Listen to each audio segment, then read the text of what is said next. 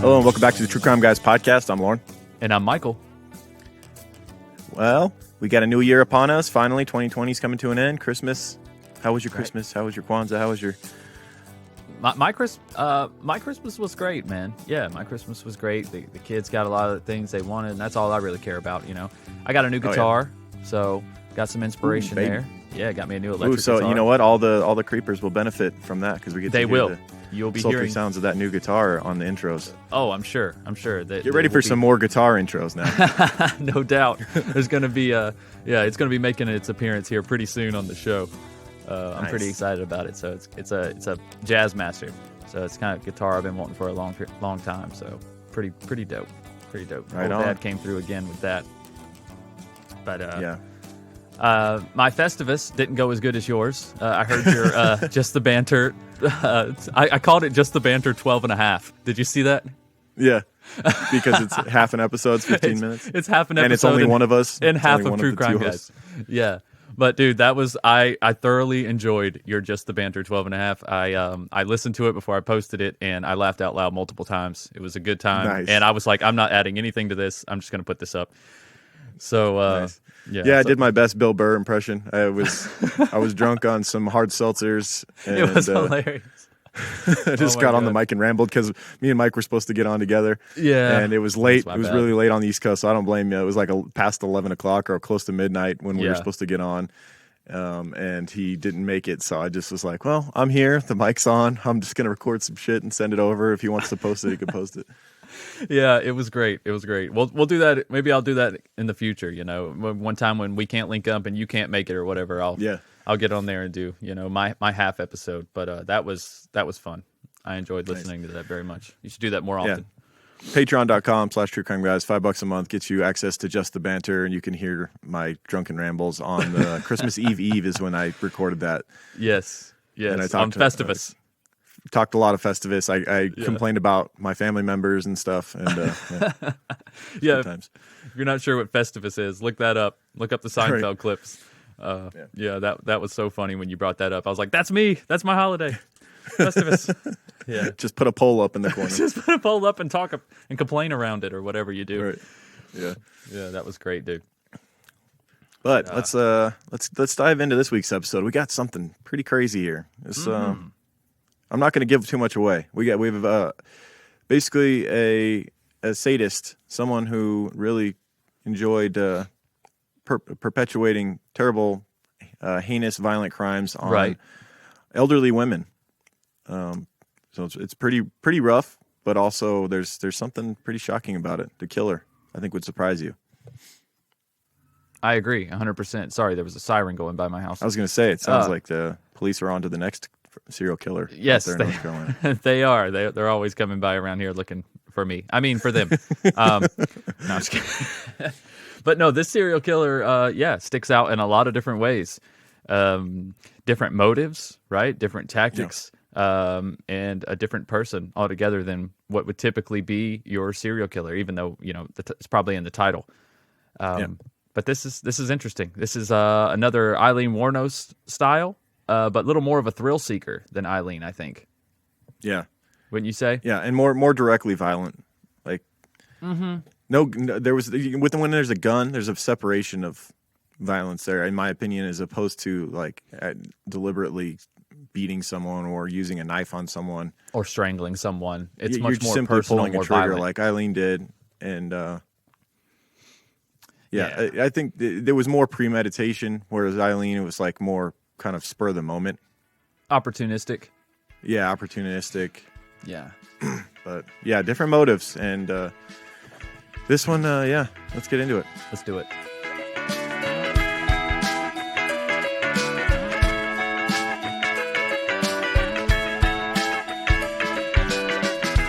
Dana Sue Gray, I saw her out shopping again today. I wonder who paid for those Nikes and designer shades.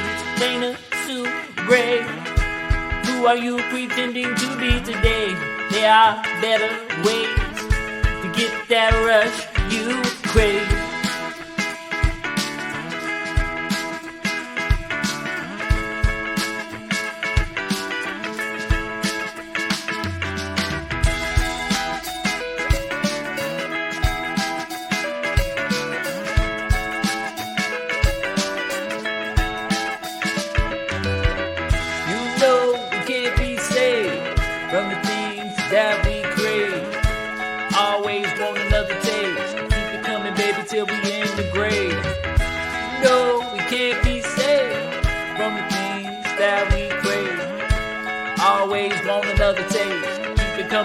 till we in the grave. Dana Sue Gray, I saw her out shopping again today. I wonder who paid for those Nikes and designer shades. Dana Sue Gray, who are you pretending to be today? There are better ways to get that rush you crave.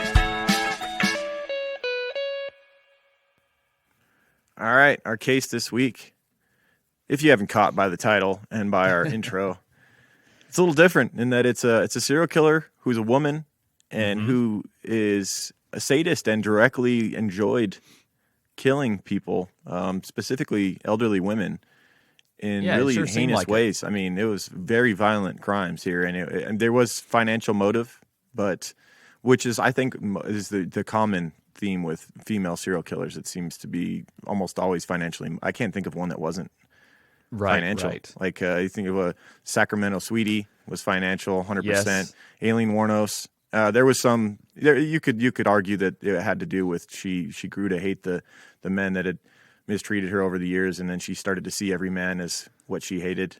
Right. Yeah. And was lashing back out at them, but also she would rob all of the people she killed as well. So. Right. Something else she has in common with a lot of other female killers is the fact that she worked in the medical field. Yeah, right. A lot of nurses are serial killers. I mean, they are. You know why? I think it's just because they deal with people in vulnerable situations. Yeah, and maybe they get desensitized, like we've talked about with like paramedics and firemen and stuff, where you see that stuff all the time. And then, not that it makes you not care, but at the same time, it makes you more able to deal with it. Another example is like people who work at rest homes. Or senior citizen places and things like that. Like those people, every time I visit those places, I hate visiting those places, and it's not because of the older people. It's the way that I see the older people getting treated that just makes my stomach turn.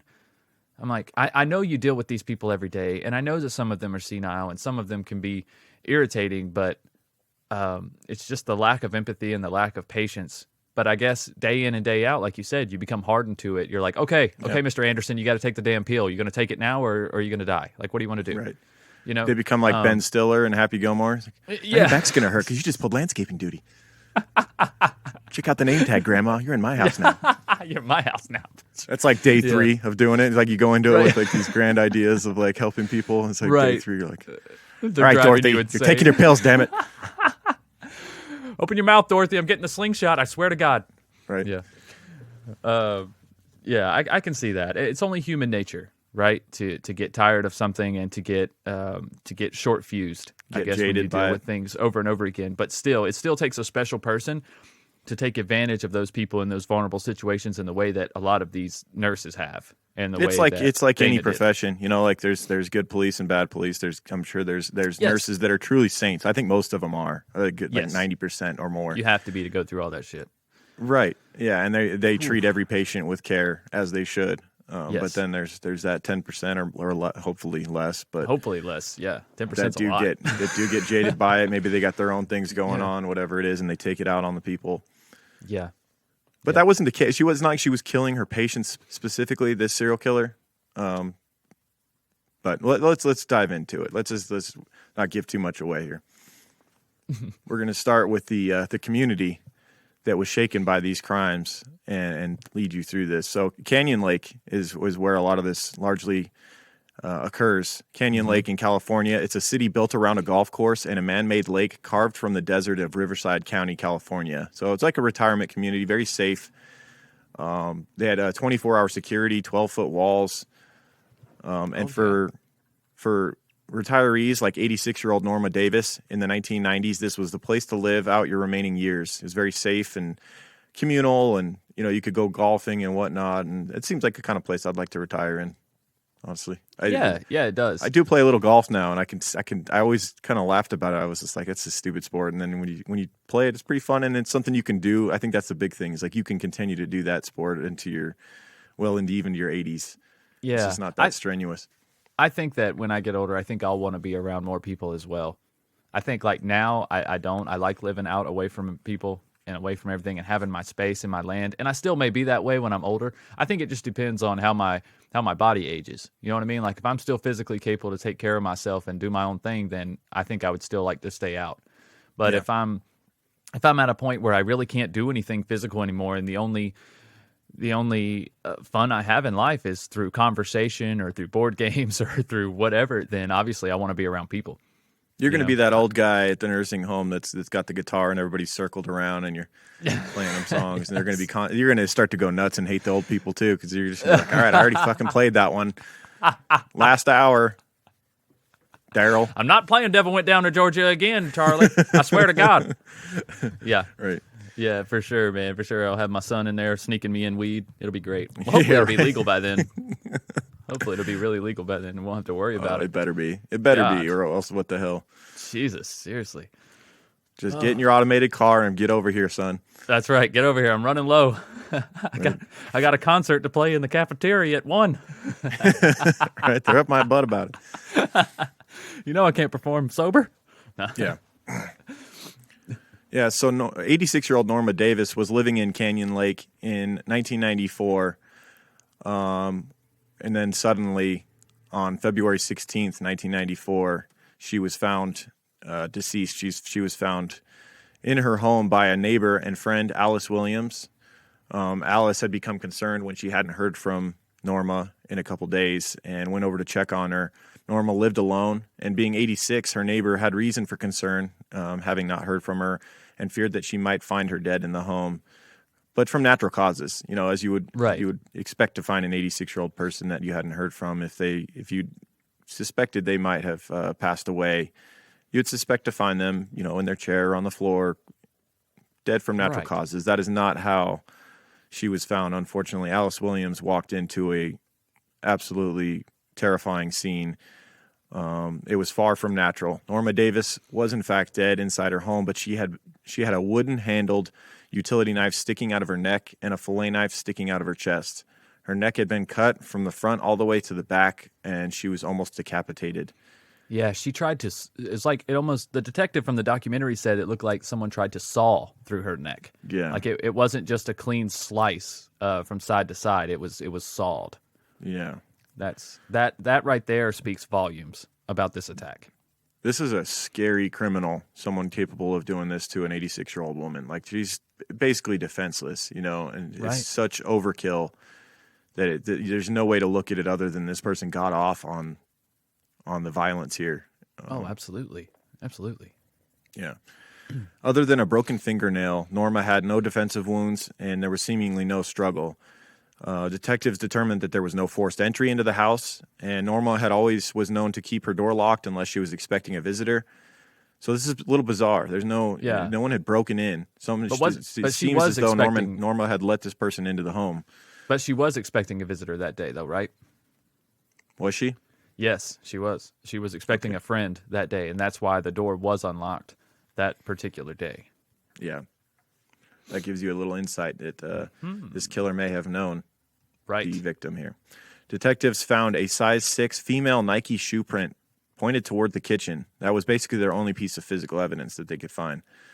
On the floor of Davis's condo, a smear of blood was found on an armchair. A ripped out phone cord was also found, which was used to strangle Norma. This would become to be a common thread in the crimes of this serial killer. This person liked to use phone cords to strangle.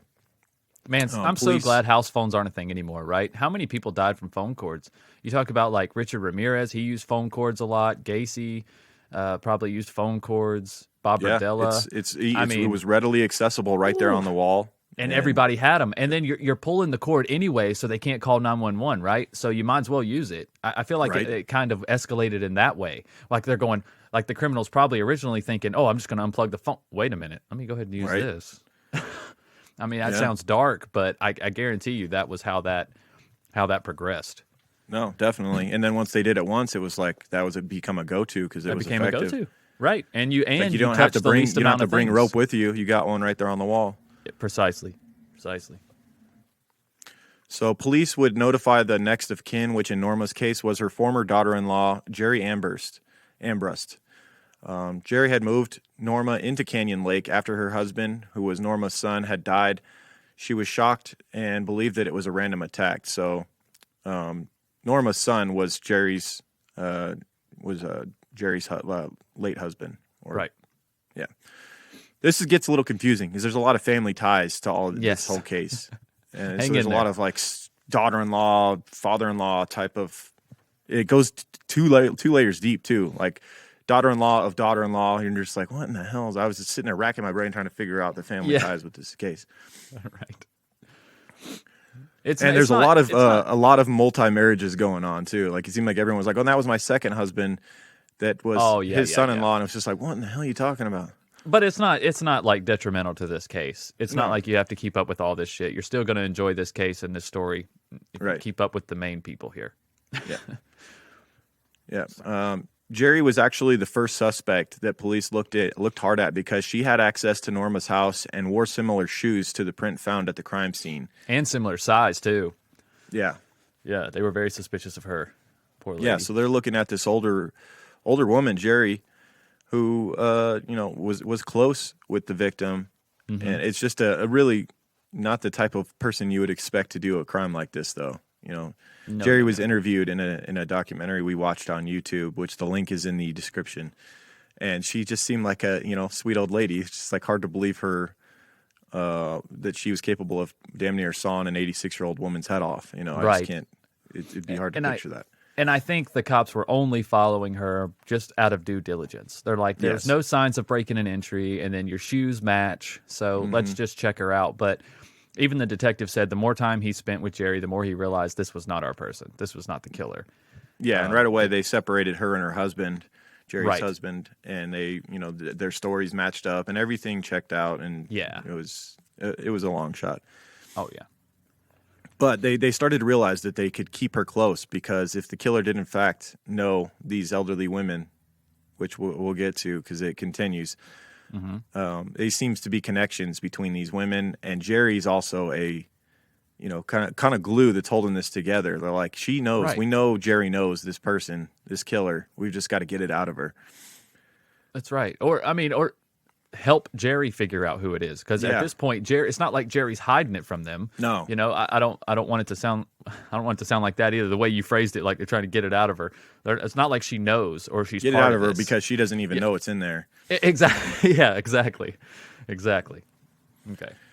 So 12 days after Norma's murder on February 28th, 1994, the killer would strike again in the same community. 66-year-old June Roberts was killed in Canyon Lake. This quiet retirement community, gated 24-hour security. This 66-year-old woman was now murdered as well, and this community goes into a hysteric state. She, like Norma Davis, lived in Canyon Gate. Someone had strapped her to a chair, strangled her with a phone cord, and hit her in the face brutally with a wine bottle. Her autopsy included the phrases, quote, moderately deep ligature furrow and 6 by 3 inch purple contusion. So this killer is once again striking in very violent fashion. Yeah. And again, you're talking about elderly victims where this type of force is really not necessary. No, not at all. If this was not your intent. If your intent was to simply rob these women, honestly, you probably could have just robbed them. Yep. You could have went in there with a mask and just robbed them. So it speaks a lot about this killer. It speaks a lot about her sadistic nature. No doubt. The killer had then rifled through the belongings. Her purse was open, but it was unclear exactly what, if anything, had been stolen. Many of the residents in Canyon Lake were terrified at this point. Some moved in with loved ones, and a group of elderly widows began sleeping in big groups at designated homes. They believed that there was safety in numbers. Many residents theorized that the murders were committed by a cult who engaged in ritual sacrifice. You can't have this was coming up soon. You can't have like a serial killer in the 80s or 90s without there being a reference to a ritual sacrifice. It was always Satanism or something along those lines. Right. I don't think they do the whole sacrificial ritual in someone's house. You know what I mean? I don't think they're going to leave them there. I think most people who were taken for rituals and cult activities are kidnapped. Like with the was the Mark Kilroy episode that we did when he was captured by the Mexican cartel for that ritual. They have areas set aside for these rituals. You know, I don't think they're performing them in the middle of a gated retirement community. Right. But that's the first thing. What was the evidence? I mean, there's no evidence. They were brutal slayings, but was there candles or like circled around the body, or right? Were there somebody carve a pentagram into him or something? Like, what are we going off of? Yeah, it's silly. So the Canyon Lake residents felt convinced that the killer was an outsider that had made their way in, a gardener or something along those lines. But the police disagreed. They viewed this as someone that knew these victims. Was able to gain entry that way because basically the victims let them into the house. And Detective Joseph Greco of the Paris Police Department led the murder investigations of Norma Davis and June Roberts. And this was he was a young guy. He had already received an award for saving. He had saved somebody from a burning car or something along those lines. And but this was only new to homicide. Yeah, I was about to say this is only like his first or second homicide case. Yeah, Norma Davis was his second case, so he'd only done one before. That's right. Still very fresh, but very educated. Yeah.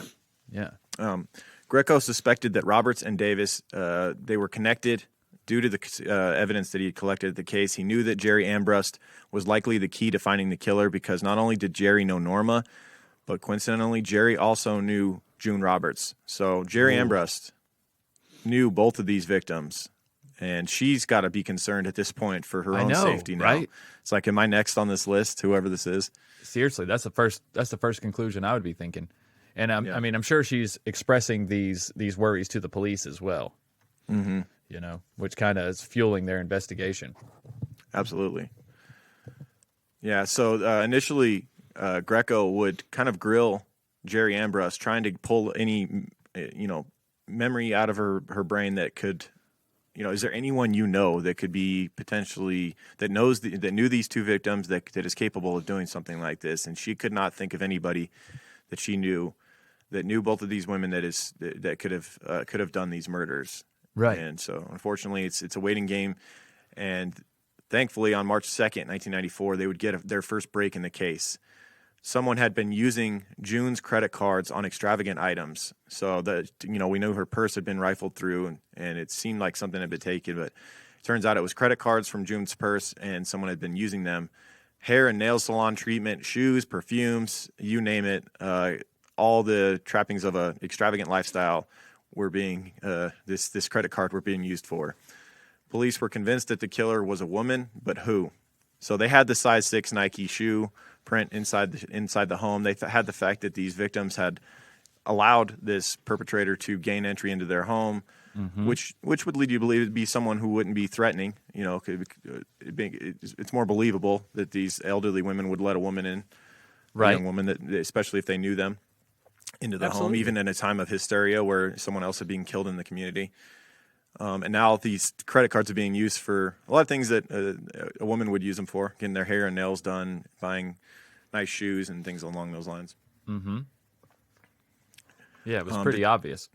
Yeah, so detectives started to get an emerging image of the killer by questioning the workers and owners of the stores that the credit cards had been used at following the murders. So now they're going to all these stores where Norma and June's credit cards have been being used, and basically some of the shop owners remembered that it was a blonde woman in her mid 30s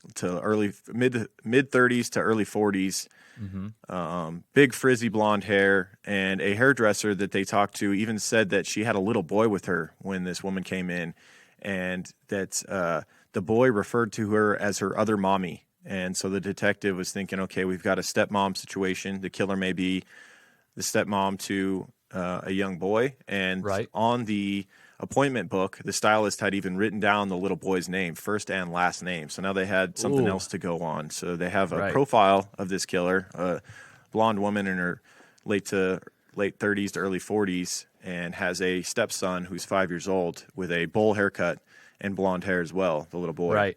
Which you think this is like a nail in the coffin, but it was actually, to my surprise, it was harder for them to pinpoint this boy than I thought. Right. Right? Because they originally start scouring like the elementary schools and stuff, and I'm like, couldn't you just like look in the phone book for his last name? And I don't know. Right. I just Who feel like knows there's if it's easier a ways real to go name, about though? this.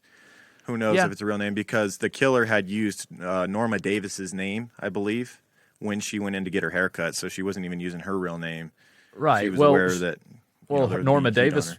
Norma Davis was on the credit on the card. credit I'm sure. card, yeah. So, yeah, you might as well, if you're going to pull this lie, you might as well go all the way. I mean, That's it's true. not like your hairstylist is going to ask for ID. So, That's right. They were a little more careful with credit cards back in those days too. Like, didn't they have like the little swipe thing that would go across the card and like print out the info onto paper? And but they would always cross check with an ID and stuff. Then I feel like they don't do it as much now. When you use the credit card places, it seems like they just swipe your credit card and you're good. oh yeah, they don't care now. The transactions are so small, and then the banks protect you from all that type of stuff. If your card gets Because taken also they and get the used- funds like instantaneously now. It seems like, whereas back then they had to didn't they have to call in and get this to make sure, because a lot of times people didn't even have like their credit card was maxed out and they were still using the card. Oh yeah. There was all kinds of weird shit people were doing, all kinds of scams and stuff people were doing with credit cards and checks. Yeah. And you think about, when's the last time you seen somebody write a check? Boy, that shit used to just be taken as word. I remember like going grocery shopping as a kid. My mom would have like hundreds of dollars worth of groceries, and she'd write a check, and we'd walk out, and I'm like, man, that's all you got to do. You know, even as a kid, I realized I could just write anything on there and hand it to them, and they let us leave. I mean, what are they going to do? Follow us home? Yeah. I mean, I know you of can only ways, write so many bad checks. 90s but- movie Blank Check. Remember that? Yeah. I don't. But what is it? Oh, yeah. Similar story? I haven't seen it. Well, there's this kid who gets hit by this thief. He backs into him while the kid's riding his bike, and the guy gets Yeah. out and just like he's like in a rush, and he's like, here, he basically signs a blank check and hands it to the kid. And so the kid takes the check to the bank and writes $1 million on it. And to his surprise, they actually cash it and give him $1 million. Oh shit! And so he's like a 12-year-old kid with $1 million, and this is like I want to say the movie's from like the 90s, so it was like a Yeah. shitload of money. And Oh, of course. he starts, of course, living like Richie Rich for a while, and then of course the criminal guy who got the $1 million taken comes after him. I don't know. That's as much as I can remember from it, but Oh, okay. he's Oh, the kind okay, I of see the shenanigans that plot. could happen with checks back in the day, guys. That's right. Remember old Frank Abagnale? Remember the checks he wrote? Oh, man? yeah. Oh, Oh, my man. gosh. Yep. I'm telling Catch you. me if you can. Yes. Catch me if you can. I think it's crazy. The checks he wrote. Yep. Yeah. So sadly, when the police come, they get this all this info, and they're thinking, okay, now we can take this to Jerry Ambrust, give her this description that it's a woman, blonde hair, she's got a little boy with her, and Jerry Ambrust is going to be able to tell us who this is. She's going to know her Definitely. because she knows the victims. This killer knows the victims. They're all in the same social circle. However, unfortunately, when they give all this info to Jerry Ambrust, she still can't think of anybody. And this is largely due to the fact that this boy, I think that threw off Jerry, because Jerry does know this killer. She Yes. doesn't realize it yet. She knows the killer, but the person that matches this description wouldn't have had a child with her, because this was a new thing. Jerry wasn't least even to aware Jerry's of knowledge. this new relationship. This was a new boyfriend that the killer had gotten, and this little boy came along with that new boyfriend. Right. And so then on March 10th, 1994, another attack occurs. 57-year-old Dorinda Harris was attacked at her job at an antique store. So now this killer is getting even more brazen, walking into a business that is, in operation currently. Yeah. Granted, it was an And- antique store. There was no other customers in there. It was kind of dead at the moment. No pun Right. intended. Yeah. Go ahead. Right. And she's attacking someone 30 years younger than her first victim. Oh, that's true. That's a good that's- point. It's that's 57 bold is as well. not nearly as... Hey, listen, a helpless. 57-year-old person still got some fight in them. Like may not also- be able to run like they used to, but I guarantee you, under the right adrenaline, a 57-year-old could throw down if they had to. And honestly, also, if I'm unarmed, there's no better place. Maybe not. Okay, maybe like a gun store, but like an antique store, I can't think of a much better place to get attacked and be unarmed and be able to quickly arm myself. Antique An stores antique are store? filled with all Yeah. kinds of old war knives and Oh my who god, knows, they are. battle axes and all kinds of shit, man, or even just sharp objects. There's I love so much antique glass stores. and porcelain. I could fuck somebody up in an antique store. No doubt. I'll bust them over the head with like some kind of brass lamp or something, bro. Them things weigh like Right. 50 pounds. Yeah, like you Yeah. said, there's something. Dude, that should be like a battle royale fight to the death TV show. You put two badasses in an antique store and let them use Yeah. whatever they find in there to kill each other. It'd be great. Oh my god. Maybe there are people on death row, who just do Right. heinous crimes, and now we get to okay. watch them battle it out. Oh, okay. I was just thinking like some terrible way somebody could kill someone with like a Lionel train set or something. just like turning up the electricity on and throwing them on the tracks. Right. I don't know.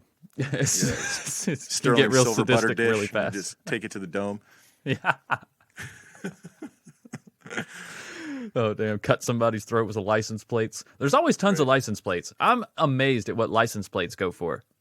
Y'all, if y'all Seriously. got any old An license old plates, rusty license plate from some random state. bro, I'm serious. Like $40-$50. Like even if it doesn't matter what state it is. It doesn't matter. Yeah, It's like I see them people here. people probably like to collect all 50 states. So if you got Oh, the of state course. they need, Of course, and the older the better. The older the better. Like they like those old ones that are like two colors. Like old, like all the old two color ones. Like here in North Carolina in the '60s, they were white and green, and that's it. Nevada, like you still see them around. The blue platers, the blue and white. old school locals here. They like just the dark navy blue with the white lettering, and it's very basic. You call them blue platers. Yeah, you guys have the blue plate, and then California's got I think the black and yellow. Yes, yeah. Right. See, so everybody's got like their two color thing, and but those plates, y'all, if y'all find them for less than like $20, you should snatch them up because them things. There you go. I don't know why license And in a plates are going pinch, for a lot. it can mess somebody up. That's right. They're very sharp on the edge. And in worst case Bend scenario, the you can give corners them and turn it tetanus. into a shank real quick. That's right. Be creative. That's right. It's terrible advice. So this is what Dorinda Hawkins should have done, honestly. But she was caught. It was a surprise attack, to be honest. So Dorinda had been working alone that day at the antique store when a woman came in to buy a picture frame for a photo of her deceased mother. Why is it always a picture frame? You ever noticed that? There was something else I was watching where some killer came in, and maybe it was a movie just recently, and somebody came into a shop and they're like, "Oh, I'm looking for a picture frame," and I think it's because it has to be custom and it has to be perfect. There you go. So you're gonna have to if get you someone work to at one of lead these you places around. and someone comes in asking for a picture frame, get your shank ready. That's right. That because like who needs that? Like get your picture framed at a craft store. Get the hell out of here. What are you doing? Right. What are the chances we have your exact frame? And we probably got a great piece of art in it already. It's an antique store. Yeah. So when Dorinda bent over to get something, the woman suddenly strangled her, put a piece of rope over her neck. Dorinda begged and pleaded with the attacker for her life. The woman said simply and softly, "Just relax." So Dorinda was literally pleading, saying, "I have children," and this and that. And the woman was just completely cold and callous and just said, "Just relax. It'll be over soon," essentially. Yeah, that's what nurses say to people when they're administering. There you things. go. Think about it, dude. Yeah. Just Keep them relax. calm. Yeah, they're used to dealing with people up in arms and excited and afraid. So I feel like that training helped her in this situation. That's right. So the perpetrator then took $5 from Hawkins' purse and $20 from the cash register. An hour later, the woman went on another shopping spree using Roberts' credit card. Dorinda Hawkins, however, was different from the other victims in that she had survived the assault. It might be, I didn't think about it. It might be the fact that she was 30 years younger, like you said. She was. A 57-year-old woman would be able to withstand a lot more. Well, look, and we've talked so many times about how hard it is to strangle a person, and actually kill them. From everything we've studied all over the years of this podcast, it's a common theme. Almost every serial killer that talks about what they've done, they all say it's harder to kill somebody than you expect. Right. And I think she bit off more than she could chew here. She was getting cocky, and she thought, I'm gonna do it in a public place, and I'm also gonna do it to someone younger. Yeah, I think she's she less just got likely to cocky. take the time it takes to actually strangle someone until they die. She basically, when you're in a business that's anybody could walk in at any moment. Right. She probably didn't take the time that it takes to do it, and therefore Dorinda would survive, thankfully. That's what I was going to say too. We don't really know the circumstances. Maybe someone was approaching the store and she saw him and she let her go and snuck out, or maybe she just felt like she was might going to have get heard caught. the bells ring at the door when the door opened. Yeah, exactly. You never know. I really think something saved Dorinda's life. I don't think that she just gave up trying to kill her and left. Right. I think something happened here. That just wasn't Dana's way. She's not going to leave this loose end on purpose. Right. So Dorinda would survive the assault and was able to give detectives a description of her attacker. The next day, the story was in the newspaper, and of course, the description that Dorinda gave matched up to what detectives had already gotten as far as like a description from all the places that these stolen credit cards has been used. Once again, it was a woman in her 30s or 40s with large frizzy blonde hair. Pretty as well, a pretty woman. Which was a popular hairstyle then, though, too. I mean, definitely like that 80s big frizzy hair. Yeah, you're describing everyone her age around that time. That's true. Especially in in LA. LA. Had the same thing going on back then. Yeah. Before the news could get Jerry Ambrust, however, she got an unexpected visit from her daughter-in-law, Dana Sue Gray. So the news has now gotten out that this attacker has struck again, this time at an antique store. The person survives. There's this, basically like what do you call it? Pictures put out, drawings of this. What do you call those? Composite sketch. Composite sketches. Yeah. Yeah, Sorry, I blanked as well. And so before she can even get this, though, she didn't get the newspaper yet. Jerry Ambrust, with whom the detectives had been really prodding to try and find out if there's anyone that she knows that could have possibly done this. Right. She gets a knock at her door, and it's from her daughter-in-law, Dana Sue Gray. And that is the name of this episode for a reason, because that is the serial killer with whom we've been talking about killing these elderly women. Dana Sue Gray was just a horrendous serial killer. And let's go through her timeline of her life. She was born on December 6th, 1957 in Southern California to Beverly and Russell Ambrust. She shares a birthday with the Greek Freak, if you watch basketball. Yeah. Judd Apatow, love some of his movies. Okay. Great Apatow, yep. comedic director. And Richard Speck, fellow serial killer. Yeah. Yeah. Fuck that guy. Well, 2 out of 3 ain't bad. 2 out of 3 ain't bad. It's a big day in serial killers. You got a big name female one, and you got Richard Speck, who everybody has heard of. Yep. Oh, Richard Speck. He was a spree killer, though, right? Technically. Isn't that the argument? Yes. So we want to get our terminology right here. We don't want to get one starred. They don't even know who Richard Speck is. These guys are true crime guys. Oh God. Yep. People get particular. Oh yeah. Dana's father, Russell, worked as a hairdresser and had 3 previous marriages before marrying Beverly, who was a former beauty queen. So Dana's mother, she was very self-centered. She was a narcissist. She was a former beauty queen. And that was a large problem with Dana's development as a young woman. Her mother didn't seem to care much about her. She cared about herself a whole lot more. And Dana seemed like to be just kind of a burden to her. And then after her mother and her father, Russell and Beverly, get divorced, her mother wins custody. So she's stuck with her mother, who only cares about herself. Right. Russell and Beverly had several miscarriages before Dana was born. Beverly was an aggressive, vain woman who frequently maxed out her husband's credit cards. That sounds familiar. They finally divorced when her husband found her grappling with an older woman who had angered her. So she also had anger issues. Also sounds familiar. Sounds like old Dana's just a chip off the old block here. I know, right? You know what, though? All things considered, her childhood really wasn't that bad. I mean, when you look at Eileen Wuornos, you look at like William Bonin, you look at some of these other guys who you're like, okay, yeah, I get how you turned out. I mean, her parents divorced and her mom was self-centered. Yeah. But to what extent do we know the daily levels of manipulation and, just what molds a person's brain into being a narcissist as well? Like Dana would grow, and it also could be some level of genetic thing too. But development played into it. Dana was taught to be a narcissist and take what she wants at all times, just like her mother did. Right. And to be honest, Dana lived a life that was pretty successful for a long time. We'll get into it. She's a successful nurse. She was a thrill seeker. She was a skydiver. Like she did a lot of stuff before she went into serial killing. It was kind of a last resort.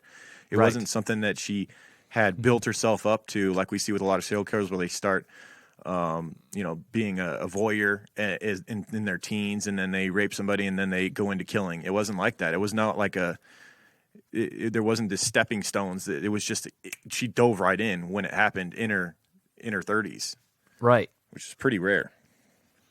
Yes, it is. It really is. I feel like she had nowhere else to go. At least she thought that way. Yeah.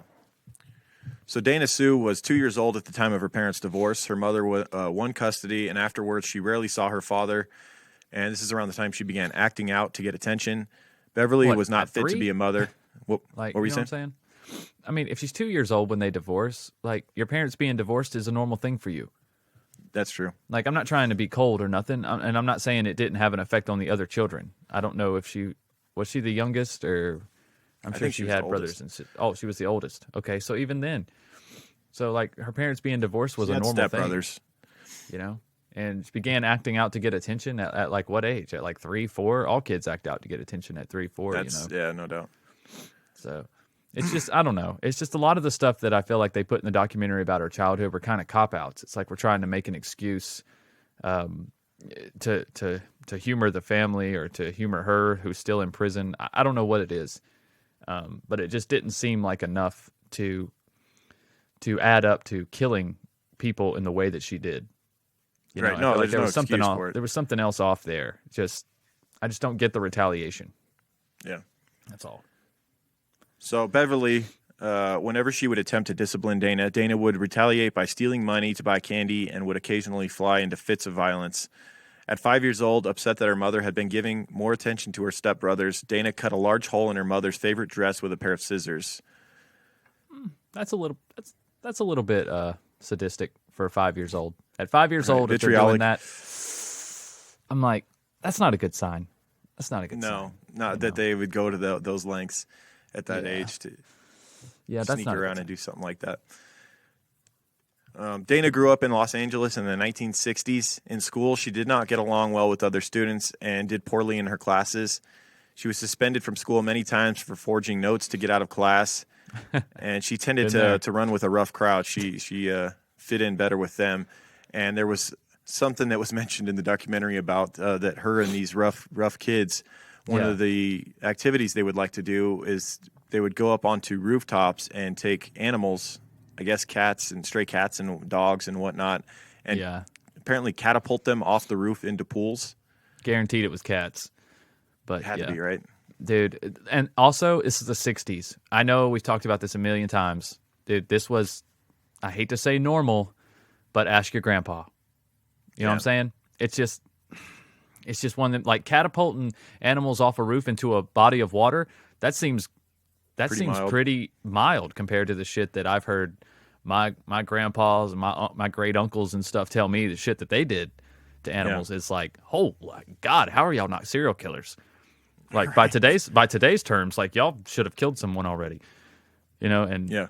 but I don't know. Like I said, again, this is just We always look something at that these was serial typical. killers from the that were killing in the 70s and stuff, and they grew up in a time where it's like, yeah, they were torturing animals at this age, and we're like, well, by today's standards in 2020, probably most people were quote unquote torturing animals back in the 50s and 60s, like what you're talking about. So you That's almost right. could say that about anybody's childhood. That's right, back and then. it just depends. The way you look at it depends on how they turned out. Like when I look at my soft-hearted, loving grandpa now, and I'm like, okay, you were just a dumb kid who was bored and under some bad influences. Like, I get it. But if he grew up to be a serial killer, I'd be like, oh yeah, we saw the signs. He was torturing cats at blah. You see what I'm saying? Yeah, and I think exactly. that's how her childhood is being determined. It's in hindsight of what she's done. It's I don't think it's because of her childhood. I think it's just in hindsight that it all looks bad now. Mm-hmm. When Dana was 14, her mother developed breast cancer. Dana decided to become a nurse after watching hospital nurses treat her mother. So it seems like she's on a good path here. You know, she's been a rough child, hung out with a rough crowd, didn't do well in school. She's acted out for attention, all these things, but she goes on to become a nurse after witnessing, them take care of her mother. It seems like Right. pretty mature. But after her mother's death, Dana moved in with her father, but was forced to leave after her stepmother found drugs in her room. A few years later, she became involved with a skydiving instructor who would get her pregnant twice and both times convince her to abort the pregnancy, something that apparently she resented. And I can see why. Yeah, for who sure, wouldn't? especially if it was like really, I mean, she didn't have to, obviously, because he's telling her to. She could have kept the babies. But if Yeah, he wasn't but she don't willing wanna to go at be it a alone. partner with him, yeah. Right, and she probably fell in love with this guy. I mean, if he got her pregnant twice, you know what I'm saying? And then and it took him to make her abort the babies. Obviously, she wanted to keep them. maybe if he saw a relationship with her and showed some commitment or whatnot, maybe he didn't want to be with her. I'm not saying he should have, but if he did, I feel like this is a different story right here. I feel like maybe she gets what she wants. She lives a life where she can be a thrill seeker, and maybe this guy's well off, or I don't know. I just feel like this is where it like takes a bad turn. Yeah, I'm sure skydiving instructors make pretty good money. I would think so. Just, I mean, to pay for the insurance and the liabilities and then all the equipment alone. Right. I mean, I feel like and then it's not cheap to go skydiving. That's what I was about to say. And then just for one person to skydive, how much is it? I mean, right. I have no idea. I have no urge to do that. I don't have wings. If you're a skydiving instructor listening to this podcast, let us know what you make. Man, come on, tell us. Yeah, and also why. I mean, we're on the ground, man. Just be happy. And also, do you ever listen to us while you're falling from the sky? That's kind of cool. Cool. Has anyone ever listened to us? You think you ought to pull the parachute now? Right. Sitting there trying to fast forward through our commercials, forgets to pull his parachute. Damn it! Inadvertently killed by True Crime Podcast. Right. That's one less download. Damn it. God. Yeah, that's fucked up. That is. It's not a real skydiver. It's just figuratively speaking. We don't just look at all of you as downloads. I promise. We love each one of you. No, love you. Dana graduated from Newport Harbor High School in 1976 and was living with her skydiver instructor. His name was Rob for the next several years. So it didn't click with me that she had those 2 abortions when she was real young in her teens. She hadn't even graduated high school yet. Right. That makes a lot more sense, huh? Yeah. Yeah. So she would, even though she did bad in school, she would end up getting it together enough to get her diploma and graduate from high school in 76. And for the next few years lived with her skydiving instructor boyfriend, at which point she made it through nursing school. So he must have been making pretty good money because he helped her get through nursing school, gave her a place to live. And like you said, it could have been, no one would have ever known her name had they just had those babies. And who knows? I mean, maybe it would have been terrible. And maybe it's better that those babies weren't born. Right. Maybe she ends up being a mom like her mom. Mother like her mom. Exactly. She would go on to become an expert skydiver. Her favorite jumps were over the Grand Canyon, in large part because it was more of a thrill because it was illegal. You weren't supposed to be skydiving over the Grand Canyon. But man, that would be awesome, wouldn't it?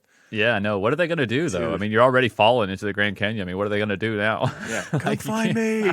You got your escape donkey waiting at the bottom. Yeah, some like cop skydiver just comes out of the air and snatches you before you can pull your chute. Hell no. An aerial battle ensues. They shoot like pulls out her sharpened license plate and finishes him. Oh damn! Then they pull out one of those nets that you shoot with the balls around the end, so it wraps around her. She plummets to the earth. Nah, epic. Yeah, man, it's pretty intense, like an action movie. That is. Should write this. It's some kind of fan fiction, true crime fan fiction going on here.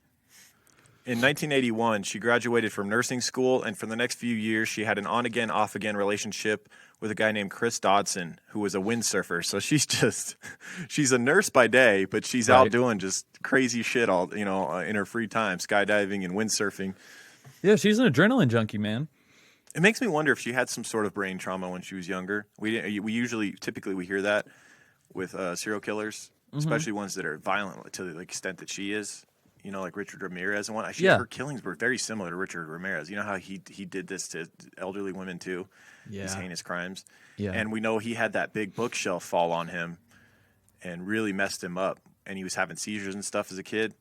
Right. But typically research shows that people who are really into thrill-seeking things like this, skydiving, stuff like that, a lot of times they had brain trauma when they were younger. Interesting. You don't have the same level of fear of consequences and things like that. Oh. Huh. Or maybe just the high is just so great that you don't care. I feel like that's some people. Like they get such a rush off of it that they're addicted to it. It's like that's what they want. They want to be afraid for their life. They want to be afraid for their life again and then make it. And then be afraid and then make it. I don't know. Man, I got over that shit by the time I was like 15 and I had enough broken limbs and things like that. I was like, no, I'll play it safe now. Yeah. Hell I watch and I'm like that old person. I'm like, it's not worth it. It's not. It looks like fun, but it ain't worth it. The hospital stay you're going to do. Exactly. Some stuff just ain't worth it, man. Listen, I heard real quick story, okay? there was a guy this is a friend of mine, his friend who is a youth pastor at a church, right? And they were all out in this parking lot, and he was hanging out with the kids that, he teaches or whatever every week. And he was trying to do something fun with them. So he was like, all right, how about this Sunday night? Everybody just you can bring skateboards or bikes or whatever and just ride around the parking lot, and we'll just have a good time. I'll get pizza for everybody and we'll have fun. Well, one of the kids brought a little penny board, right? Like one of those little small, if you're not familiar with a penny board skateboard, guys, it's like about a foot long skateboard that is pointed on one end. The other end typically has a little tail that comes up. It arcs. It's barely big enough to fit 1 foot on it. That's right. I think of Bart Simpson when I think of penny boards. It's just that little tiny board that you could barely fit on. And this youth pastor guy, he was riding. He's only 33 years old. Okay, at this time, he's riding one of these penny boards, and he goes up. He goes to ride it up the ramp on one of these sidewalks, and it shoots out from under him. The guy flies up, lands on his head and his neck and his back, and gets up, right? And then later falls over within seconds. They call an ambulance, and he dies on the way to the hospital. Oh, shit. Gone. Just like that. In perfect health. Just trying to relate to the kids and hang out with them and be cool. Just trying to have fun. And he rode skateboards as a kid. It was just a freak accident. It just hit something just right. It flew out from under him, and he died that day. I was pretty damn crazy on a skateboard as a teenager, dude. I was the guy. You're lucky. The kid that I snapped my arm doing it because I would try to do rails, and we would go try and find the biggest sets of stairs that we could jump down. I mean, literally 8, 10 or more stairs. Yeah. 10 feet up. You're going full speed as fast as you can go. A lot of times churches, coincidentally, funny you were just mentioning a pastor or whatever. That was where we would a lot of times like to go churches because they would be empty on the weekend or empty during the week or whatever, and after hours, and you could go in there and they'd have sets of stairs you could jump down and things like that. Yep. And you just never know, man. It's just a freak accident. Yeah, and of course we wouldn't wear helmets because it wasn't cool to wear helmets. But man, had this guy been wearing a helmet, he would have been fine, or at least not nearly. He'd be alive right now for sure. Oh, absolutely. He would absolutely be alive. That's right. That's right, man. You got to protect your head. It's yeah, you don't get another one. It doesn't heal the same as if you break a bone, it doesn't heal the same. Your brain is very delicate. Right. I know it doesn't look cool, but death doesn't look cool either. I promise you. I don't know. It's just it sounds like such an old person thing to say, but I don't give a shit. I tell my kids, I'm like, the human body is more fragile than what we think. Yes, we can take a lot, but also it's so fragile. The tiniest little thing could be the end of your life. And that doesn't mean to live in a bubble, but it just means be smart, Right. So Dana wouldn't want to hear our preaching here about no. About being safe and whatnot. She was excelling in windsurfing, golf. Well, golf's pretty chill, and she was taking frequent trips to Hawaii to participate in different activities, and she was living a good life at this time. I mean, it was kind of crazy to think she goes on to be what she becomes, because I mean, she's actively working as a nurse and doing a lot of fun activities in her off time and seemingly living a pretty cool life. Yeah. However, in October of 1987, she married a man named Bill Gray at an upscale winery in the Temecula area. Bill was a fellow sports enthusiast who had known and admired her since high school. So, not high school sweethearts, but they did go to the same school, and he kind of had a thing for her. Okay. Dana, during this time, was a pretty serious athlete, very fit, and pretty with blonde hair. The marriage quickly got into trouble, however, when Dana dug them deeply into debt. At this point, she was also estranged from her other two half-brothers, having burned many bridges in a dispute over her aunt's will. So, yeah, I can see that. Willing to ruin relationships for her extravagant lifestyle. I mean, whether it was with her boyfriend's husbands, her own stepbrothers. Not the type of person that you want to have in your family when a death happens, because it's going to be a scrap for every little. They're going to try and get every little thing from the deceased person's estate. Oh, definitely.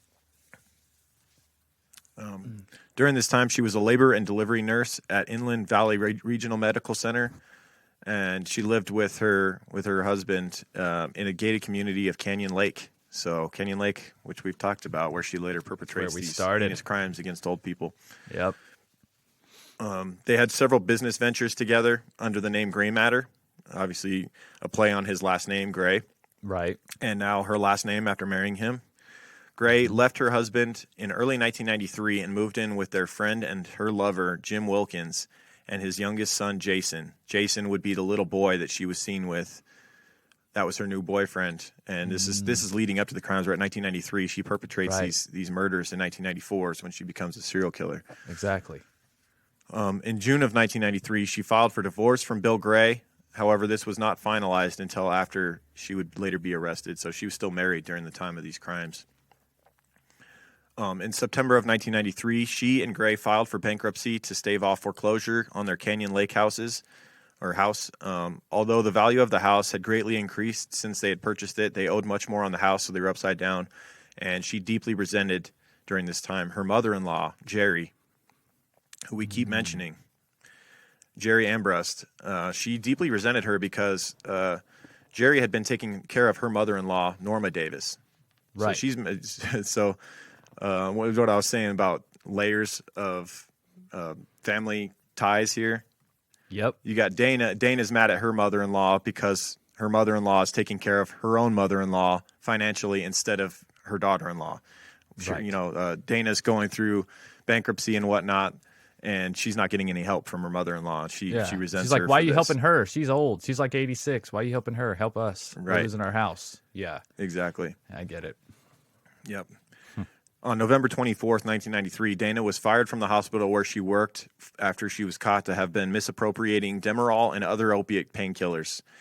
So she's got an addiction, I'm thinking, to these different medications that she's not supposed to be taking or stealing from the hospital. And that's a pretty quick way to get fired from that job and be hard to get back into the medical field after that gets on your record. Oh, God, yeah. You call it stealing medications now. Yeah, you done, man. Yeah. So we're getting close now to her first killings. On February 14th, 1994, she sent word through Gray's parents that she wanted to meet with Bill. Now, they were separated at this time. As we know, Dana's living with her new boyfriend, and Bill's kind of keeping his distance from her. She frankly kind of scares him. And so when she sends word through his family that she wants to meet with him, he initially agrees, but then doesn't show up. Pretty smart move. And it was later that day, on February 14th, 1994, that Dana would go on to murder Norma Davis, the first killing that we talked about, the 86-year-old woman who was slain in her own home. Bill Gray would later find out that Dana had taken out a life insurance policy on him and that the policy would have paid off the Canyon Lake house in the event of his death. So she undoubtedly, on that day that she killed... She would later, that she went on to kill Norma Davis. She was planning to kill Bill, her technically her husband at the time, but they were going through the divorce proceedings. She was planning to kill him that day. By him not showing up, she went on to the next best thing and killed Norma Davis. I wonder if she was trying or planning to kill him with the opioids, with like an overdose. Because if she couldn't kill this 57-year-old woman, how the hell does she expect to kill this man? Maybe she was, I don't know. Who was in his 30s, you have to do it in a 40s. way that she couldn't get caught, obviously, or else she wouldn't get the payout for the life insurance. So exactly. I don't know what her plan was. I'm thinking maybe she wasn't addicted to painkillers at all. Maybe she was stashing them to crush them up and put them in something for him. Maybe she's selling them. Who knows? We know that her biggest thrill was shopping and spending money. That's true. She could just be selling them, yeah. Okay. So after, trying to kill her husband, Bill, but him not falling for it, she would go on to kill, as we know, Norma Davis, 86-year-old Norma Davis. She would then kill June Roberts, both of them in their own home in Canyon Lake, and then she would attack Dorinda Hawkins at the antique store. And that's where we're at in the crime line here, detective-wise, them trying to locate this woman. They now have a really pretty detailed description of, a woman in her 30s, 40s, blonde hair. She has a 5-year-old son. They know the son's... Well, red hair now, they right? Freshly dyed. Well, and they also know that. That's a good point. The hairdresser also mentioned that the woman that had come in had requested that her hair be cut and dyed from blonde to red. So it seems as though this person, this killer is trying to disguise themselves a bit. Exactly. Back to March of 1994, Jerry Ambrust, with whom the police have been trying to, dig into her psyche to try and find whoever she knows that could be doing these killings, and she's unable to provide them with anything. However, she gets a knock at her door, and she sees her daughter-in-law, Dana, sporting a newly dyed hair job. That's her hair is now red. Dana was eager to show off her new red hair and bragged about having a great relationship with her new boyfriend's 5-year-old son. The name, of course, matched the name that the boy had from the hair salon appointment book with which the police had provided Jerry with as well. They said that, this blonde woman would be with this young boy, and here's his name. Everything that her daughter-in-law was telling her in Jerry's mind was just adding up, and she's going, oh my God, like, right? How do you stay cool everything in that that the police situation? I know, how do you right? Not You're freak just out like, and start to show a panic. it's like you got a royal flush in your hand, and Yeah. you're just trying to play it cool. yeah, yeah. Like, holy fuck. Okay, cool. Oh, I love your hair. Yeah, that's great. Yeah, all the while, your husband's daughter, Yeah. your beloved husband's daughter, you are now faced with the fact that she is a serial killer who has been killing your friends, Yes. Oof. Oh God. She's got to be creeped out. Crazy. She's like, is she here for me now? You know what I mean? Like, Yeah, once you she was figure it very out- creeped out because as soon as Dana. she left, as soon as Dana left, she got her gun and sat there and waited, expecting her to come back. She was expecting to be the next victim, but she was hoping that it would be her husband that came back first, which it was. The next day, Jerry called Detective Greco and told him that she knows who the killer is, and what she was able to provide for him matched up with everything, including the hair being dyed red, the 5-year-old boy, and there was no doubt in Detective Greco's mind that this was the killer, and they got to work obtaining a search warrant for Dana's house in Lake Elsinore. On the afternoon of March 16th, 1994, officers staked out the mobile home where Gray resided with her boyfriend at the time. Once the warrant was approved, they arrested her and took her in for questioning. They also took some of the items from her apartment. At the very least, they had her on forgery and possession of stolen property, so she had a bunch of stolen goods and whatnot, some of which belonged to the victims, which tied her to those crimes. Right. In the home, they found jewelry, food, liquor, a ski mask, a purse with nearly $2,000 stuck in the washing machine, and many items of clothing that she had purchased with the dead woman's credit cards. Dana also possessed June Roberts' bank book, using it to withdraw about $2,000, and before the murder, she had taken a key to Roberts' mobile home.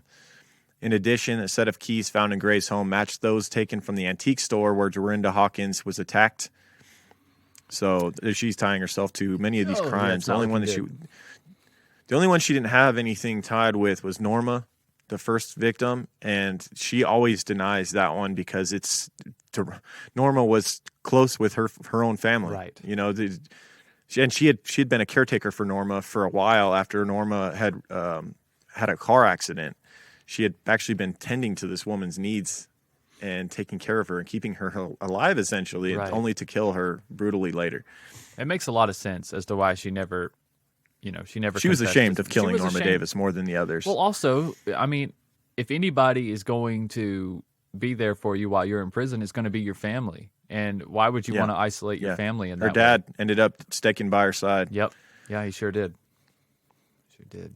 So detectives got Dana in custody. They think this whole ordeal's over.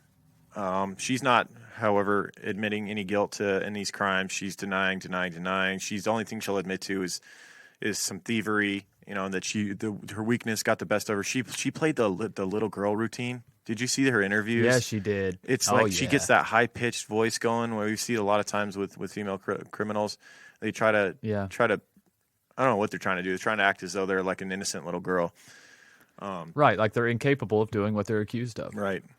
That's exactly what they're trying to do. Sadly, detectives, just as they began to interrogate Dana, they learned about another murder that had occurred, a murder of an 87-year-old woman named Dora Beebe in Sun City, California. And sadly, they would learn that they had just been a few hours too late in taking in Dana Gray into custody, because the day that they were staking her out, the day that they had arrested her, earlier in that day, she had killed an 87-year-old woman, Dora Beebe. Earlier that day, on March 16th, 1994, Dana had killed Beebe after following her home from a doctor's appointment and the bank. She had seen this older woman go to the bank and take out cash. She then followed her to her home, pulled up in front of her house, and knocked on the door. She asked for directions. Dora, seeing a pretty young woman, not seeing her as much of a threat, allowed her into her home, where she looked at a map Once inside, Dana attacked and killed BB, strangling her with a telephone wire and beating her brutally with an electric clothing iron. BB was found later that day by her boyfriend after an hour after the murder. Dana used Dora's credit cards to go on a shopping spree. So, I mean, the police had been staking her out on this shopping spree. Meanwhile, she had just killed this elderly woman. Right. It's crazy, man. Yeah. They literally missed They're her by sitting a here few watching hours. her spend her money. Yeah. Man, it's a bummer. That's so creepy. Finally, behind bars, Dana now faced a mountain of evidence and a living witness / victim. Dorinda Hawkins positively identified Dana Gray through a photo lineup as the woman that had attacked her in the antique store. Detectives Antoniadis attempted to obtain a confession after Detective Grieco's interview, but was unsuccessful, so they're both not able to get her to admit guilt in the murders of these women. Detective Greco eventually booked Gray on charges of murder, and she faced a strong possibility of the death penalty. And being faced with that, and knowing that there was no getting around all the evidence that was in front of her, she would initially plead insanity on all accounts, but after a witness claimed to have seen her at June Roberts' house the day of her death, she changed her plea to guilty of robbing and murdering the two women and attempting to murder another. So she would finally plead guilty. The only one she wouldn't admit to was Dora, her first murder, and that was because, like we said, she was so ashamed of that one that she was a because close she was family member. That's right.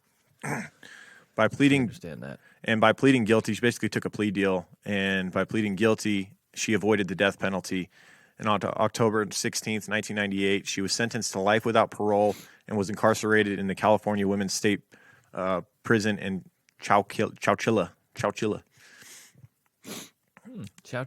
The state decided not to prosecute her, as we mentioned, on the murder of Norma Davis, the first victim, due to a lack of physical evidence. But people close to this case, they believe that it was kind of a deal that Dana was able to make up with the DA, and that she said, "Fine, I'll give you a confession on the others, but it can't involve Norma Davis because that would basically write me off my family forever. My family would write me off." And that's right. So even though I'm sure the sense. family members know she did it, they at least can plead ignorance on it. Yeah. At least she won't go down in history with that being charged to her. Mm-hmm. You know what I'm saying? I think that's all she really cared about at this time. And someone as narcissistic as her, someone as self-absorbed, this is a serious offense towards her. Right. If her whole family thinks that way of her, even her father, you know, a father's opinion means a lot. Yeah. You know what I mean? Especially if you had or a parent, a mother or a father, their opinion means a lot to someone. I mean, even when they're older, especially if they had a good relationship with them. That's right. And when you're in prison and you're going to prison for life, and also the prosecutors know that as well. They know she's going to prison for life. They know she's not getting out. They're like, what's the point in pushing this issue? Yeah, and they know the public knows. Everyone knows that she killed Norma Davis. No one's... Yeah, that's what I'm saying. Yeah. At the end of the day, it's like, is she going to get killed if she gets convicted of Norma Davis's murder? No. Right. I mean, she's still going to be doing life. Right. So and sadly, they didn't have a whole lot of evidence in the Norma Davis case. All they had was that shoe print. So right, and it's a popular shoe. Yeah. I mean, damn, everybody was wearing Nikes, and then a size 6. That's a pretty. And she didn't seem to keep. Size for she didn't seem to keep anything from Norma Davis's crime scene either. So like she did that the was others. Smart. Yeah. Well, maybe she just killed Norma just so her mother-in-law would start helping them. She's like, okay, Norma's gone. Now help me. Yeah, I could see that. We mentioned she resented her mother-in-law for taking care of her mother-in-law's mother-in-law. Yeah. So. She resented Jerry for it, right? Yeah. For taking care of Norma. Yeah. When, I mean, obviously Norma needed someone to take care of her. I've got some excerpts from a book on this case that give you a little insight into how cold and callous this woman was and what she did following these murders. Here's an excerpt from To Die For, the shocking true story of serial killer Dana Sue Gray by Kathy Braidhill. This is in regards to, this excerpt is following the murder of June Roberts, her second victim. It says, quote, "Less than an hour later, the Cadillac was parked in front of the Bally's Wine Country Cafe in Temecula, where Roberts' killer puffed cigarettes and frowned at a small boy running around the tables. She charged the crab cake and scampi to Robert's credit card. It was too much to eat, so the waiter packed the rest to go. The next shop was an eyebrow wax and perm for herself and a fashionable cut for the boy. Signing the $164 charge to June Roberts, she then told the stylist she was on a shopping spree. She spent $511 on a black suede jacket and several pairs of cowboy boots, $161 on a pair of diamond drop earrings, all charged to Roberts. Heading home, she swung by a drugstore and picked up dog treats and 2 bottles of Smirnoff. On the way to the checkout counter, she paused in the toy aisle and tossed a $5.99 toy police helicopter into her basket.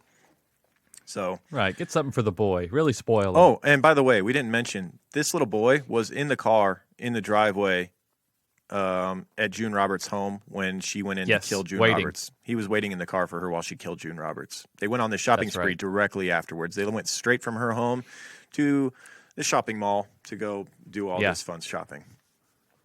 That's right. And that actually became a big detail in the case, because later when she claimed insanity, the psychologist pointed to that, and they're like, well, if you were so insane, how'd you know to shield a child from what you were doing from a horrible experience, right? Obviously, you cared enough about this child so that he didn't see what happened. Or you cared enough that he might say something about it and get you busted. He might say something. Well, yeah. Yep. Either way, you knew that this was the wrong thing to do. So that actually came back to bite her in the ass that day. Yep. For sure. Yeah, that was cool how in the documentary the psychologist explained how it all works. And in regards to the justice system, insane doesn't mean you can have a mental illness and still be charged with murder. It's all about, and we've talked about this time and time again, it's all about whether you were aware of what you were doing was wrong. And of course she was, because she went through many layers to cover up her own tracks. And like you said, shielding the young boy from seeing that, and also at the same time keeping his mouth shut because he didn't know what had occurred. So, there was premeditation and thought on this after and before. Absolutely. Absolutely. One more excerpt from this book, and this is in regards to her changing her plea to guilty. It says, quote, Gray was housed for her own safety in the Riverside's jail high security unit. She adapted quickly to jail, dubbing it her county condo, and hectored her jailers to provide a semblance of her high-maintenance civilian lifestyle. She insisted on a vegetarian diet, demanded a visit from her chiropractor, bemoaned the absence of a mirror, and dashed off an impressive volume of letters in the disposition of her belongings. She drew chilling clown faces a la John Wayne Gacy, with paintings cobbled together from M&M's candy coating, cherry drink mix, blue eye shadow, lipstick, and baby powder. Refusing the cheap Nikes brought to her by her family on a visit, she demanded the high-end models to which she was accustomed. So still trying to live this extravagant lifestyle from behind bars, and I'm sure she's been able to sell some of these paintings she's done of other serial killers using all of the items she could find in her cell. I think I did see something that was for sale that she had done from behind bars. Really? Those people that sell that stuff. Mm-hmm. So I don't know if that's too smart funding this bitch's lifestyle in there. No, but it's interesting to look at the art. It is. I'll look at it. I'm just not going to buy it. Right, exactly. The psychologist broke it down and was talking about how some of the clowns looked like they were self-portraits and whatnot. But I don't know. I feel like it's a little bit of a stretch. But it could be, because she is so self-absorbed. Oh, definitely narcissist. She's extremely narcissistic, self-absorbed. I don't know why she would take the time to do any type of art that wasn't about her.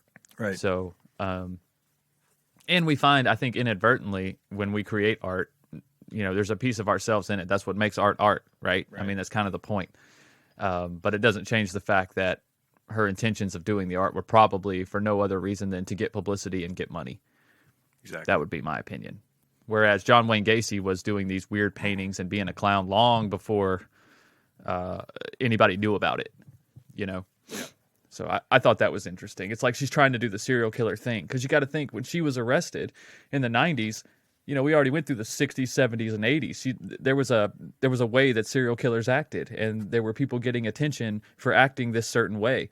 And so her not, what she's like, this is who I am now, so I have to find my identity and who this person is serving life. So I'm going to do what serial killers do and be popular. And here we are discussing her. So that's right. I guess it worked to a certain extent. All right. So yeah, it's Dana Gray. Dana Gray. Oh, Dana Gray. Dana Gray.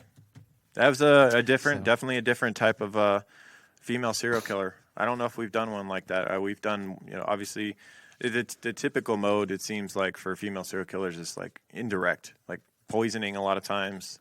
Yeah. Maybe a gun, but the hands-on approach that Dana took was definitely rare. It was, and that's what kind of kept her victim class such a small class of elderly women. I think, defenseless. Too. Because Dana wasn't a big woman. Right. I don't think she could even strangle a woman that her age and size. No, I mean, I don't. Yeah, I agree. So, I agree. Yeah, not without a fight. That's for sure. It would be a fight, and it would get messy. Exactly. But also, it seemed like she was into that type of thing. She was into that rush, that fight, because there was lots of. I mean, I hate to say it, but there was a lot easier ways that she could have tackled these victims. Yeah, you know what I mean. She didn't have to be so brutal. She got off on the power of it, so sadistic of them being, in her complete control in that moment, like we've seen so many times with other serial killers. No doubt. All right. You know what? Let me help you take control of your BO with Oh My Gaia. Ha-ha! I like that segue there. I just keep talking until I can find one. Yeah. But Oh My Gaia is an innovative, all-natural deodorant, fragrance, and beard oil company specializing in paraben and aluminum-free products. Their innovative line of deodorants inhibit the growth of odor-causing bacteria while maintaining effectiveness. At Oh My Gaia, they use only all-natural, paraben, and aluminum-free organic ingredients. And guys, there's definitely a scent that will fit your style, from vanilla to cherry almond to sandalwood, lavender, lemongrass, Egyptian musk, coconut. What's up, Lauren? You got some scents? No, you're good. Oh, okay. Sorry, I heard you say something. I thought you wanted to add something to the ad here.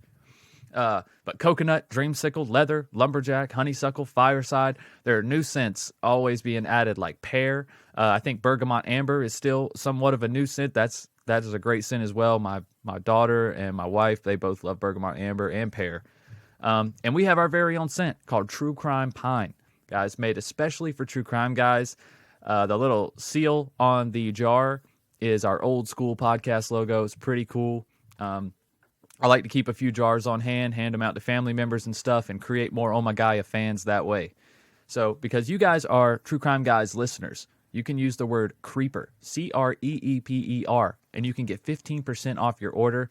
And you can do that at shop_ohmygaia on Instagram or at ohmygaia.com. And that's OHMYGAIA.com. Guys, stop putting aluminum in your armpits. Get you some all-natural deodorant that actually smells good, works, and feels great. And you get a discount on because you listen to the show, and you can get that's right, a limited edition. Well, it's not limited edition. It seems like it. Our logo. You can get True Crime Pine and have that up on the shelf, and it's just kind of a nice collector's item. That's right. Even if you're not into it, you should get a jar of True Crime Pine. Absolutely. Right? I mean, how many other true crime podcasts have their own deodorant? Come on. Not one that I've ever heard of. I can't think of one. I mean, I'm sure they haven't tried, but that's besides the point. And actually, one of the reviews we're going to read real quick from for the podcast, they actually give a shout out to Oh My Gaia in here. Nessie BV hell yeah. in the U.S. said, new to the show and loving it. 5 stars. You guys have a great chemistry, and I enjoy your banter. Listen to everything True Crime, and your show is the new favorite. Found you through True Crime Garage, and I've even ordered some Oh My Gaia, and it's amazing. Keep creeping. Right on. Found us so through she True clicked Crime on Garage. us because she thought we were True Crime Garage, apparently. Oh, that's probably what happened. Yeah. She was like, what was that podcast you said? True Crime Guys? No. True Crime Garage. Oh, well, I found True Crime Guys. They're great. That's how I imagine it happens, man. And people click on that stuff. That's how it happens. People just glance at words. My dad's one of the worst. He glances at words and he'll be like reading it. I'm like, Dad, that's not what that says at all. Right. It's not. Nope. Take one more look. Yeah. Very different words there. But we got one more here. Darrell loves the 80s in the U.S. Said refreshing, Nice. 5 stars. These guys are fantastic. Make me laugh several times an episode without being totally raunchy. A great lighthearted approach to the true crime storytelling podcast. Highly recommend. So thank you, Darrell Right and Nessie BV. Cool. Thank you guys so much, man. The reviews really help, guys. Yep. And if you don't want to write something, you don't have to. Just go in there, click 5 stars, help some other people out. Keep those ratings up. Let them know that they're going to get a quality show here on True Crime Guys. But the best way, honestly, is just tell your friends. Tell your friends, share on social media. If you guys share a story on Instagram, we'll share it at True Crime Guys on Instagram, Twitter, Facebook. And you guys can go to truecrimeguys.com and find links to just about everything we have. We even have a whole nother show. A whole nother. That's right. That's what I said. That's not I a hate when word. people say My that. buddy gets mad I know. when people say whole nother. I know. Listen, dude, I hate that I say it. It's but I whole can't help other. it. He And my says kids say he says it's whole other, but I would argue whole nother gives you more descriptive idea of what's going on, because a whole nother means it's another of the same, whereas a whole other makes it sound like something different. Yeah. Like this is a whole thing, but it's another thing like that. Right? So that's he why brought I a whole say other nother. pizza. To me, it's like, okay, is that one pepperoni? But if he says it's a whole Right. nother pizza, then it's the same of whatever we have. If we have pepperoni the here, same- it's another pepperoni. Thank you, Lauren. Thank you. That makes perfect sense. Anyways, so in instance, we have another True Crime Guys production show, and it's a whole nother show. No, it's a okay? whole other True because Crime it's Guys. different. It is different. It is different, but it's a lot of our voices still. Yeah. It's a lot of me rambling about unsolved cases, missing persons, strange phenomena, cults, and all that stuff. And of course, towards the end of the show, if you guys are unfamiliar, Lauren comes in with the Lauren synopsis. He breaks down the case like cardboard boxes, and he sums everything up all nice and neat, puts a bow on it. And then I reference the things he says at the end, do some housekeeping. It's a different format. There's a lot more audio, there's interviews, there's 911 calls, stuff like that is featured in as well. But you guys can find Strange and Unexplained under the True Crime Guys umbrella anywhere you listen on any podcast platform. Strange and Unexplained. If you just search True Crime Guys, it should pull up. You'll see the two velociraptors on the logo. But if you guys have already burnt through all the True Crime Guys material, check that out. It'll keep you busy for a little while. I think we just released episode 39 this past Monday. So, and those episodes are released every Monday. You can also join Patreon for True Crime Guys and That's the Strange best and way to help Unexplained. the show. Flat on. If you got $2 that is to the number spare, one way. or if you got Yes. $21 for a year, you're done for the next year. You're done. All of 2021, you could be done. Just $21, and you get access to right. all of our premium content. Well, not all of it. You don't get just the banter, but you get all of our premium episodes. The one episode we do a month that's not on our free feed that you Right. get for $2 a month. You get access to all those. There's a shitload of them on there. In our Right. And backlog.